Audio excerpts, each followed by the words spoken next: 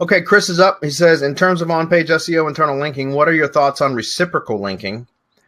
I.e., if Article A linked to Article B with a targeted anchor, could you also link Article B back to the section of Article A with a different targeted anchor, assuming they're both in the same silo?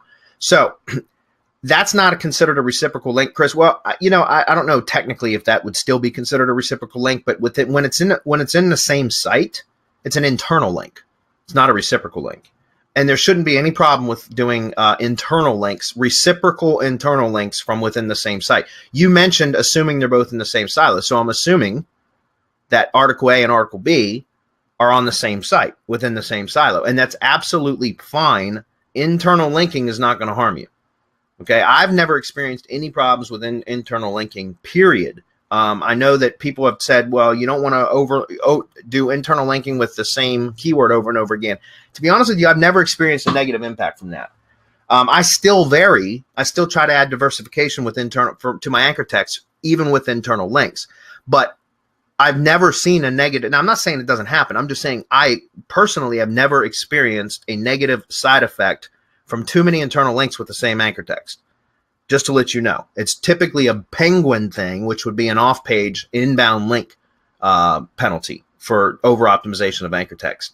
But just to point this out, clarify this, if you're linking from Article A to Article B, and then you want to link back from Article B back to Article A, and they're in the same silo, there's no problem. The only problem that would come is if you want to link from Article A to Article B, and they're in different silos, different keyword themes, right? If that's the case, or different topical themes, right? That's typically what a silo will do. It categorizes or compartmentizes, right? So it creates compartments or containers of keywords and keyword themes, and what we call keyword set, right?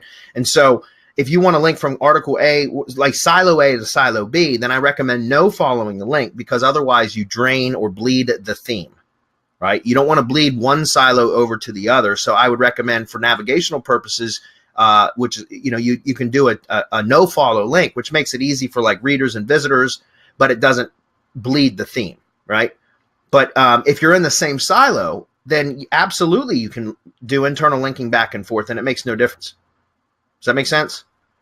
So usually you have a top level silo page, and then depending on whether it's complex or simple silo, will determine whether you have, subcategories and in posts, or just going with top level categories and posts, which would be a simple silo structure. I recommend sticking with the simple silo structure as much as possible.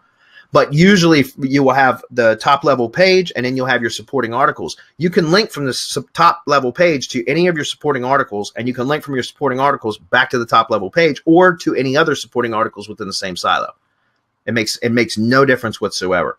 All I do is I would recommend that you don't force internal links. If they occur naturally, then yeah, put a link. That makes sense.